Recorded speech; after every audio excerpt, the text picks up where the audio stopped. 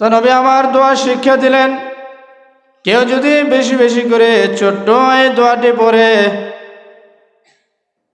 পুরুষ হোক অথবা নারী হোক, মহিলা হোক অথবা পুরুষ হোক, তারা যদি এই ছোট্ট দোয়াটি নিয়মিত সবসময় তাদের জবানের মধ্যে রাখে, পড়ে, পাঠ করে, আল্লাহ তাআলা হাসরের ময়দানে তাদের হিসাব কিতাব আল্লাহ তাআলা এইভাবে সহজ করে দিবেন। নবী আমার দোয়া শিক্ষা দিলেন, দোয়াটি হলো আল্লাহুম্মা হাসিবনি হিসাবান ইয়াসীরা। আমার সাথে বলেন সবাই, আল্লাহুম্মা হাসিবনি হিসাবান ইয়াসীরা। জোরে বলেন সবাই, শরম করে নাকি?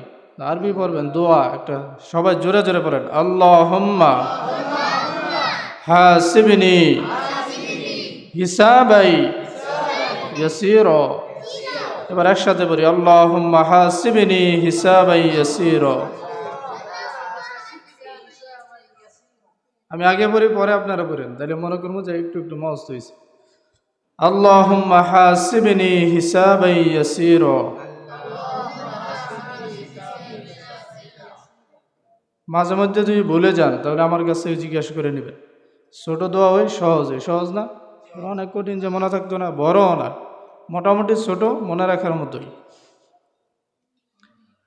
তো রাসূল বলেন, এই দোয়াটি যদি কেউ নিয়মিত জবানের মধ্যে রাখে, আমলে পরিণত করে জবানের মধ্যে যদি জারি থাকে, সাহাবায়ে কেরাম যেভাবে জিজ্ঞেস করলেন, নবী গো, কারো হিসাব কিতাব যদি সহজভাবে দেয় তাহলে কিভাবে নিবে? পর্দার আড়ালের ডাইকা অথবা একান্ত ডাইকা আল্লাহ তাআলা জিজ্ঞেস করবে, হে আমার বান্দা বান্দিরা, এই ধরনের অপরাধ তোমরা করছো কিনা বলো? কেন নামাজ পড়ো নাই? কেন রোজা রাখো নাই? হজ যাকাত ইবাদত বন্দেগী কেন করো নাই? তারা তখন চোখের মধ্যে পানি নিয়ে বলবে, আল্লাহ বুঝতে পারি নাই, শয়তানের ধোঁকায় পড়ে আমাদের দ্বারা গুনাহ খাতা হয়ে গেছে। আল্লাহ তাআলা ওই দিন ওই হিসাব সহজকারী ব্যক্তিদেরকে ওই দিন আল্লাহ তাআলা ক্ষমা করে দিবেন। এটা হবে সহজ হিসাব। এই ধরনের সহজ হিসাব ছাড়া কোনো মানুষের পক্ষে জান্নাতে যাওয়া সম্ভব নয়। লা ইলাহা ইল্লাল্লাহ, লা ইলাহা, আরো জোরে, লা ইলাহা ইল্লাল্লাহ, লা ইলাহা, লা ইলাহা ইল্লাল্লাহ, বলে লা ইলাহা, ও লা ইলাহা ইল্লাল্লাহ, লা ইলাহা ইল্লাল্লাহ, লা ইলাহা ইল্লাল্লাহ, লা ইলাহা, সুবহানাল্লাহ, আলহামদুলিল্লাহ, লা ইলাহা, সুবহানাল্লাহ, আলহামদুলিল্লাহ, লা ইলাহা। নামাজ রোজা সাইরো না, তোমরা মা বাবার খেদমত ভুইলো না। বলেন, নামাজ রোজা, তোমরা মা বাবার খেদমত ভুইলো না। পর্দা বসিদা ছাইরো না, আমার মায়ের নবীকে ভুইলো না। লা ইলাহা, লা ইলাহা ইল্লাল্লাহ, লা ইলাহা, সুবহানাল্লাহ, আলহামদুলিল্লাহ, লা ইলাহা, সুবহানাল্লাহ, আলহামদুলিল্লাহ, লা ইলাহা, লা ইলাহা ইল্লাল্লাহ, বলে লা ইলাহা ইল্লাল্লাহ, লা ইলাহা ইল্লাল্লাহ, লা ইলাহা ইল্লাল্লাহ, লা ইলাহা ইল্লাল্লাহ, লা ইলাহা লা ইলাহা ইল্লাল্লাহু মুহাম্মাদুর রাসূলুল্লাহ। সকলেই বলি সাল্লাল্লাহু আলাইহি ওয়াসাল্লাম। আল্লাহ পাকের দরবারে শুকরিয়া আদায় করছি, যেমন আল্লাহ তাআলা আমাদেরকে অত্যন্ত দয়া করে, মায়া করে, মহব্বত করে, ভালোবেসে আল্লাহ তাআলার ঘর মসজিদে পবিত্র জুমার নামাজ আদায়ের উদ্দেশ্যে আগে আগে আসার বসার তৌফিক দান করেছেন। সেজন্য মুসলমান হিসেবে অবনত চিত্তে হৃদয়ের সবটুকুন আবেগ অনুভূতিকে উজাড় করে শুকরিয়া আদায় করি। আল্লাহ পাকের শিখানো ভাষায় জবান খুলে উচ্চ আওয়াজে সমস্বরে বলি আলহামদুলিল্লাহ। আল্লাহ সুবহানাহু ওয়া তাআলা আমাদেরকে দুনিয়ার মধ্যে পাঠিয়েছেন। কেন পাঠাইলেন? একমাত্র উদ্দেশ্য হলো, আল্লাহ তাআলা বলেন, ওমা খলাকুতুল জিন্না ওয়াল ইনসা ইল্লা লিয়াবুদুন, আমি মানুষকে এবং জিন জাতিকে শুধুমাত্র কেবলমাত্র একমাত্র আমার হুকুম গোলামি ইবাদতের জন্য আমি সৃষ্টি করলাম। সুবহানাল্লাহ। তারপরে দুনিয়ার মধ্যে আল্লাহ তাআলা আবার স্বাধীনতা দিয়ে দিলেন, যে ইচ্ছা করলে ভালো কাজও করতে পারবা, ইচ্ছা করলে খারাপ কাজও করতে পারবা। যদি ভালো কাজ করো এটার প্রতিদান পরকালে পাইবা, আমার কাছে হিসাব নিকাশ দিতে হবে। খারাপ কাজ করলেও তোমার হায়াতটা তুমি কিভাবে ব্যয় করছো, দুনিয়ার মধ্যে কিভাবে জীবনযাপন করছো, এগুলো আমার কাছে তোমার হিসাব দিতে হবে, জবাবদিহিতা করতে হবে। আচ্ছা, এবার বলেন যে সারা জীবনের হিসাব না, একটা মানুষ যদি 80 বছর 70-60 বছর বাঁচে, পুরা জীবনের হিসাব নয়, এক বছরের হিসাবও নয়, এক মাসেরও নয়, এক সপ্তাহেরও নয়, যদি আল্লাহ পাক হিসাব নেওয়ার মতন যদি একদিনের হিসাব নেয়, তারপরেও কি কোনো মানুষের পক্ষে একদিনের হিসাব আল্লাহর দরবারের সামনে দাঁড়িয়ে দেওয়া কি সহজ না কঠিন?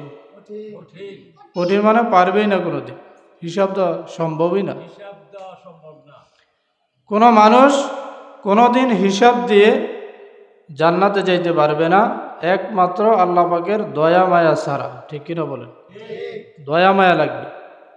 তারপরে রাসূল বললেন, দোয়া শিক্ষা দিলেন যে কোনো একটা মানুষ যদি সারা জীবন বড় ইবাদত বন্দেগী করে, তারপরও ওই ইবাদত গুজার বান্দা ব্যক্তি, সে যদি আল্লাহ তাআলা যদি হিসাব নেওয়ার মতন তার কাছ থেকে হিসাব নেয়, তাহলে ওই ব্যক্তিও কোনোদিন জান্নাতে যাইতে পারবে না।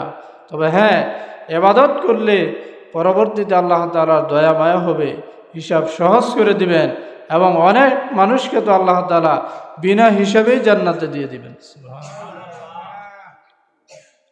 নবী আমার দোয়া শিক্ষা দিলেন যে এই দোয়াটা বেশি বেশি করে পড়বা, তাহলে হাশরের ময়দানে তোমাদের হিসাব কিতাব আল্লাহ তাআলা সহজ করে দিবেন। সাহাবায়ে কেরাম জিজ্ঞেস করলেন, ইয়া রাসূলুল্লাহ, ইয়া হাবিবাল্লাহ, নবীজি, কারণ হিসাব যদি আল্লাহ তাআলা সহজভাবে নেয়, তাহলে তার হিসাবটা কেমন হবে, কি রকম হবে? নবী আমার বললেন, সাহাবায়ে কেরাম, আমার উম্মতের মধ্যে যদি কারো হিসাব আল্লাহ তাআলা সহজভাবে নেয়, তাহলে ওই সমস্ত বান্দাদেরকে আল্লাহ তাআলা ডাকাইবেন। ভিন্ন হাদিসে আছে, তাদেরকে একটা পর্দার আড়ালে নেবেন, নিয়ে আল্লাহ তাআলা তাদের অপরাধগুলো উল্লেখ করে বলবেন, এই অপরাধ করছো কিনা? তারা বলবে যে হে আল্লাহ, বুঝতে পারি নাই, শয়তানের ধোঁকায় পড়ে, প্ররোচনায় পড়ে আমাদের দ্বারা গুনাহ হয়ে গেছে। এখন হাশরের ময়দানে আপনি আল্লাহ ছাড়া আমাদের আর কোনো উপায় নাই, রাসূল ছাড়া আমাদের আর কোনো উপায় নাই। আল্লাহ সুবহানাহু ওয়া তাআলা বলবেন, যাও বান্দা, তোমাকে ক্ষমা করে দিলাম। এইটা হলো সহজ হিসাব। সুবহানাল্লাহ বলেন।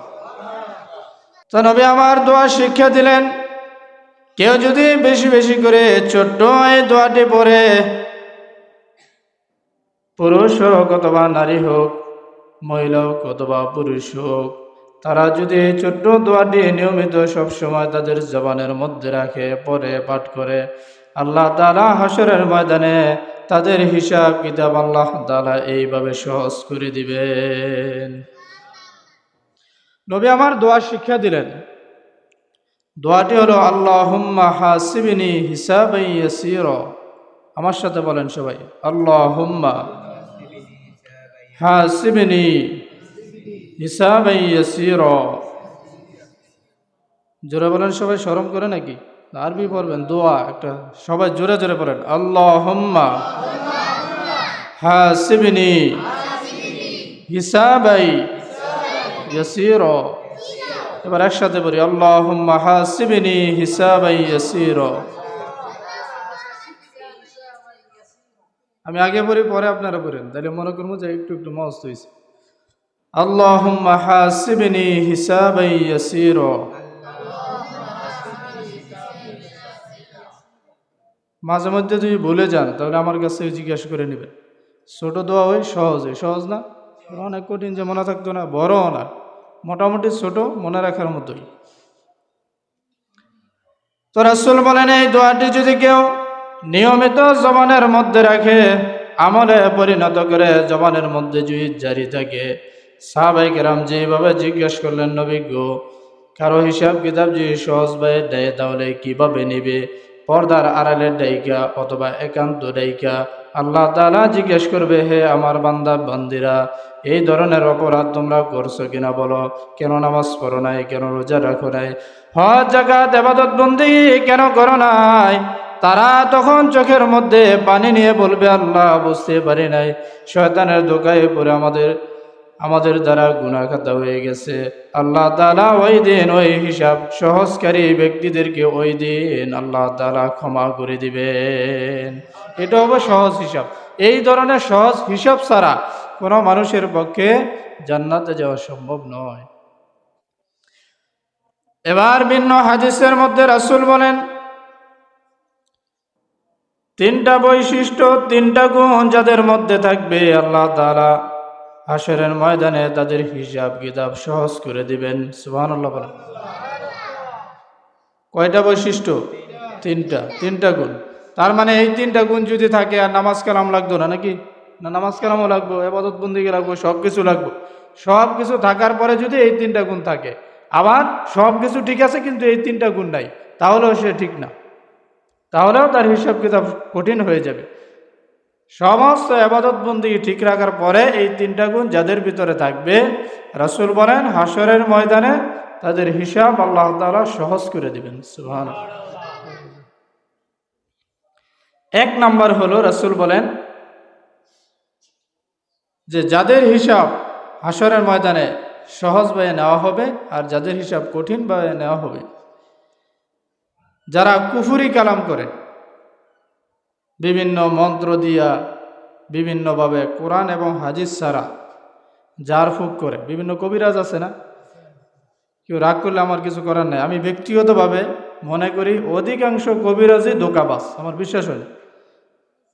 আর আন্তাজেই গেলে বলবে যে আপনার উপর তো নজর আছে, আপনার তাবিজ করছে, 501 টাকা লাগবে তাবিজটা উঠাইতে, অমুক জায়গায় ঘেরে রাখছে, এই সেই।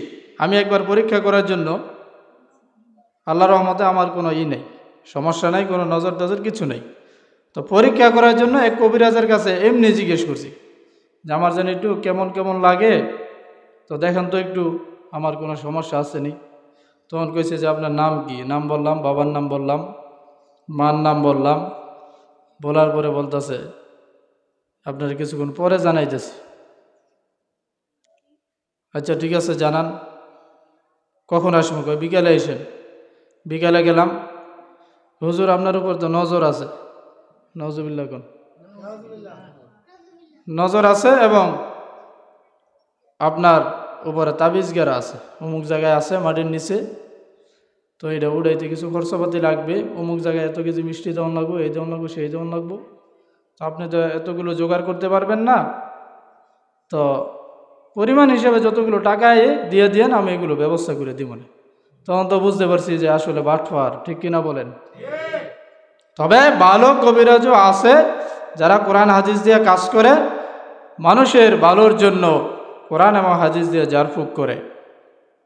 মানুষের উপর ভর করে। এটা কিন্তু মিথ্যা কথা না, হাদিসের কথাই, যে মানুষের উপর জাদুটোনা করতে পারে, শয়তান দুষ্ট জিন ভর করতে পারে। এগুলো কোরআন এবং হাদিস দিয়ে, কোরআন দিয়ে প্রতিহত করতে হবে, কোরআন দিয়ে চিকিৎসা করতে হবে।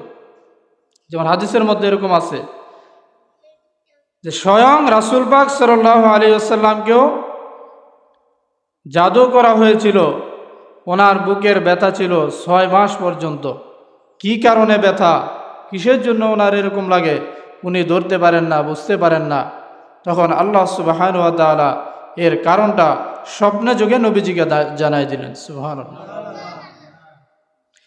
আল্লাহ সুবহানাহু ওয়া তাআলা বলেন, হাবিব, আপনার যে দীর্ঘদিন যাবৎ বুকের মধ্যে ব্যথা লাগে, ফাফর লাগে, একটু সমস্যা আপনার হয়, এটা কি কারণে হয় আপনি জানেন নাকি? অমুক ইহুদি ব্যক্তি আপনার চুলের মধ্যে 11টা গিট্টু লাগাইয়া আপনাকে জাদু করেছে। ওই চুলের গিট্টু সহকারে চুলটা অমুক কূপের ভিতরে পাথর চাপা দিয়ে রেখেছে। যতদিন পর্যন্ত ওই চুলটা ওই পাথর চাপার নিচে থাকবে, ততদিন পর্যন্ত আপনার বুকের ব্যথা যাবে না, আপনার বুকের ব্যথা যাবে না। ইহুদের নাম সহকারে আল্লাহ তাআলা নবীজিকে জানাই দিলেন। সুবহানাল্লাহ। সাহাবায়ে কেরামদেরকে রাসূল ডাকলেন, বলতেছে যে আমার বুকের ব্যথার কারণ ধরতে পারছি। এক ইহুদি আমার চুলের মধ্যে 11টা গিট্টু দিয়ে আমার উপর জাদু করেছে আমাকে কষ্ট দেওয়ার জন্য। এই চুলটা অমুক কূপের নিচে একটা পাথরের নিচে আছে। হযরত ওমর প্রচণ্ড রকম রাগান্বিত হইলেন, দাঁড়ায় গেলেন, নবী গো, আপনি শুধু একবার ইহুদের বাচ্চার নামটা বলেন, আমরা তার খবর নিয়ে ছাড়বো, আপনি শুধু নামটা বলেন। রাসূল বললেন যে না, আমি নাম বলবো না, আমার কাজ হইলেই সরে চলে, আমি নাম বলবো না। অনেক সাহাবায়ে কেরাম বললেন যে নামটা বলেন, কি এরকম করছে? রাসূল নামটা বলেন নাই। সাহাবী পাঠাই দিলেন, ওই কূপের নিচ থেকে পাথর সরা চুল মোবারক নিয়ে আসলেন। চুলের মধ্যে ঠিকই দেখা যায় যে 11টা গিট্টু চুলের মধ্যে দেওয়া। আল্লাহ সুবহানাহু ওয়া তাআলা এবার সূরা ফালাক আর সূরা নাস, দুইটি সূরা আল্লাহ তাআলা একত্রে নাজিল করে বললেন, হাবিব বন্ধু আমার, আপনি চিন্তা করবেন না, এই সূরা ফালাক এবং নাস আমি নাজিল করলাম। এই সূরা ফালাক এবং নাসের মধ্যে, দুইটা সূরার মধ্যে 11টি আয়াত আছে। চুলের মধ্যে গিট্টু আছে কয়টি? ঘুমাই গেছে কেমন হয়? কয়টি গিট্টু আছে? 11টি। আর সূরা ফালাক এবং নাসের মধ্যে আয়াত কয়টি? 11টি। আল্লাহ সুবহানাহু ওয়া তাআলা বললেন, বন্ধু আমার, আপনি সূরা ফালাক এবং নাস আপনি পড়তে থাকেন।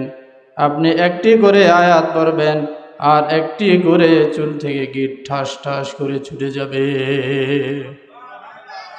নবী আমার পড়তে লাগলেন, বিসমিল্লাহির রহমানির রহিম, قل أعوذ برب الفلق من شر ما خلق ومن شر غاسق إذا وقب ومن شر النفاثات في العقد ومن شر حاسد إذا حسد بسم الله الرحمن الرحيم قل أعوذ برب الناس ملك الناس إله الناس من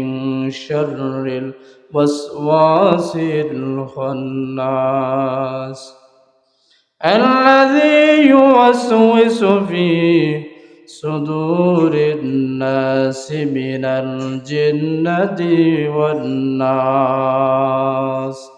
এইভাবে যখন নবী আমার সূরা ফালাক এবং নাসের 11টি আয়াত বললেন, চুল থেকে 11টি গিট্টু ছুটে গেল।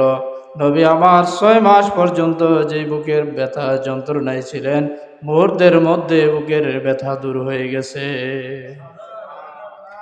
বুকের মধ্যে আর কোনো ব্যথা নেই, দূর হয়ে গেছে। এই জন্য তাফসিরের কিতাবের মধ্যে আসছে সূরা ফালাক এবং নাস এবং সূরা ফাতিহা, আর যদি কেউ 4 কুল পারে, 4 কুল যদি কেউ নিয়মিত আমল করে, তাহলে দুষ্ট জিন হইতে, জাদুটোনা হইতে, সমস্ত বান বাতাস হইতে, নজর হইতে আল্লাহ সুবহানাহু ওয়া তাআলা ওই বান্দাকে হেফাজত করবেন। সুবহানাল্লাহ। আর সাথে যদি আয়াতুল কুরসি পারা যায় তাহলে তো আরো অনেক বেশি ভালো। তো বলতেছিলাম যে হাসরের দিন কাদের হিসাব কঠিন হবে, যারা এইগুলো করে তাদের হিসাব কঠিন হবে, আর যারা এগুলো বিশ্বাস করে না এবং করে না তাদের হিসাব আল্লাহ তাআলা সহজ করে দিবেন। সুবহানাল্লাহ। এবার 2 নাম্বার হলো যারা কুসংস্কারকে বিশ্বাস করে না, তাদের হিসাব আল্লাহ তাআলা সহজ করে দিবেন। কুসংস্কার কি? মনে করেন